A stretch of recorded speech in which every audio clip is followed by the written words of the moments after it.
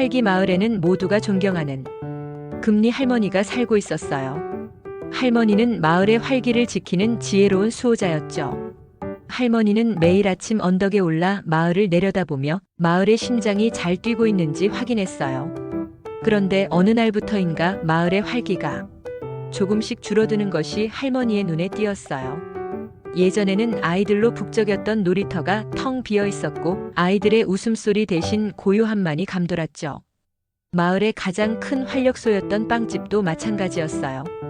늘 빵 굽는 냄새와 손님들로 가득했던 빵집 아저씨는 이제 혼자 앉아 창밖을 바라보고 있었죠. 빵집의 빵들은 왠지 모르게 힘이 없어 보였어요. 금리 할머니는 마을의 심장이 느려지고 있다는 것을 깨달았어요. 할머니는 주머니 속에서 작은 황금 열쇠를 꺼내 마을의 심장인 거대한 톱니바퀴에 조심스럽게 꽂았어요. 자, 조금만 더 힘을 내렴. 열쇠를 돌리자 톱니바퀴가 잠시 빠르게 돌았지만 할머니는 불안했어요. 마을이 계속해서 나이가 들고 조용해진다면 이 열쇠는 더 이상 효과가 없을 거라는 것을 알았기 때문이죠. 마을의 활기는 하한 강이라는 깊고 고요한 강에 다다를 위기에 처해 있었어요. 할머니는 단순한 열쇠로는 안 된다는 것을 깨달았어요. 마을의 활기를 되찾으려면 사람들을 직접 도와야 했죠. 할머니는 빵집 아저씨를 찾아가 특별한 빛을 내는 빵 한 덩이를 건넸어요. 이 빵으로 다시 힘을 내세요.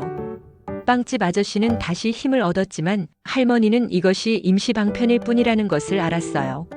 마을의 구조 자체를 바꾸지 않으면 근본적인 활기를 되찾을 수 없었죠. 할머니는 마을의 기초를 튼튼히 하기로 결심했어요. 하한 강 위에 튼튼한 다리를 짓기 시작했고 이웃 마을로 이어지는 새로운 길을 닦았죠. 진정한 활기는 기초부터 시작되는 거야. 할머니는 또한 마을의 돈 파이프가 새지 않도록 조심스럽게 조였어요. 마을의 물 압력을 적절한 수준으로 유지하며 파이프가 터지지 않도록 꼼꼼하게 살폈죠. 할머니의 노력 덕분에 마을은 서서히 변하기 시작했어요. 새로운 길을 통해 젊은 가족들이 마을로 이사왔고 빵집은 다시 활기로 가득 찼죠. 금리 할머니는 미소를 지으며 진정한 활기는 튼튼한 기초에서 시작된다는 것을 다시 한번 깨달았답니다. 여러분, 이번에는 2025년 가을 이창용 한국은행 총재가 IMF 초청 강연에서 강조한 실효 하한 금리 문제를 가지고 이야기를 풀어가 보겠습니다. 우리가 금리 정책을 얘기할 때 금리를 내리면 경기가 살아난다는 전제가 있습니다. 그런데 만약 금리를 아무리 내려도 효과가 없다면 어떨까요? 이게 바로 실효 하한 금리 문제입니다. 실효 하한 금리란 금리를 낮추어도 경제 전반에 자극 효과가 더 이상 나타나지 않는 지점을 말합니다. 이론적으로는 제로금리 또는 마이너스 금리까지도 가능하지만 현실에서는 자본 유출, 금융 불안, 예금 이탈 같은 부작용 때문에 중앙은행이 금리를 더 이상 내릴 수 없는 상황이 옵니다. 즉, 통화 정책의 칼이 무뎌지는 지점이 바로 실효 하한 금리입니다. 이창용 총재는 한국의 급속한 고령화와 초저출산을 큰 이유로 꼽았습니다. 고령화가 진행되면 소비와 투자가 위축됩니다. 인구 감소는 잠재 성장률 하락으로 이어집니다. 그 결과 경기 침체 국면에서 금리를 낮춰도 사람들이 소비나 투자를 늘리지 않는 구조가 됩니다. 이런 구조적 장기 침체에 빠지면 통화 정책은 무력화될 수밖에 없습니다. 그렇다면 이런 상황에서 중앙은행은 무엇을 할까요? 과거에는 양적 완화 또는 외환시장 개입 같은 방법을 써왔습니다. 하지만 한국처럼 개방 경제이고 자본 이동이 자유로운 나라에서 이런 정책은 부작용이 더 클 수 있습니다. 그래서 제시된 대안이 대출 지원 제도입니다. 경기 침체기에 무작정 돈을 푸는 대신 자영업자나 취약계층 등 필요한 곳에 선별적으로 지원하는 방식입니다. 이는 단순한 유동성 공급과는 다릅니다. 그러나 근본 해법은 구조개혁입니다. 이 총재는 사후적 처방에만 의존해서는 안 된다고 말했습니다. 근본적으로는 한국이 실효 하한 금리 상황에 빠지지 않도록 구조개혁을 해야 한다는 겁니다. 이 총재가 강조한 구조개혁의 핵심은 크게 두 가지입니다.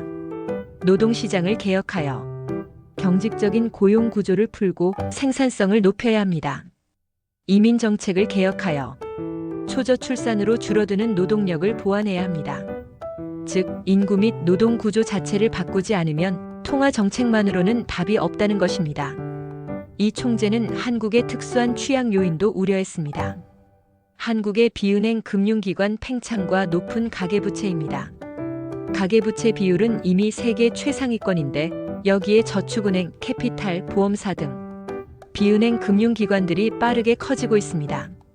이런 상황에서 금리를 지나치게 낮추면 부채 의존이 심화되고 금융 불안정성이 더 커질 수 있습니다.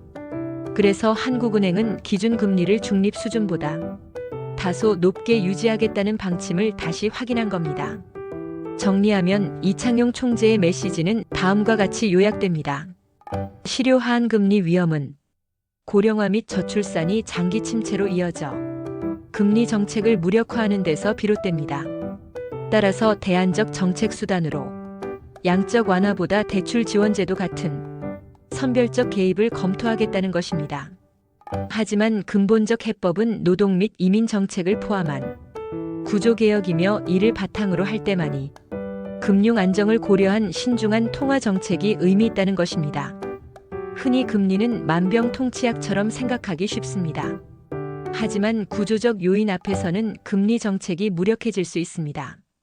앞으로 한국 경제가 지속 가능한 성장을 이루려면 단순히 금리 인하나 돈 풀기보다 더 깊은 구조개혁이 절실하게 필요합니다.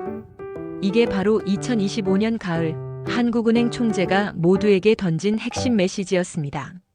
이상입니다. 감사합니다.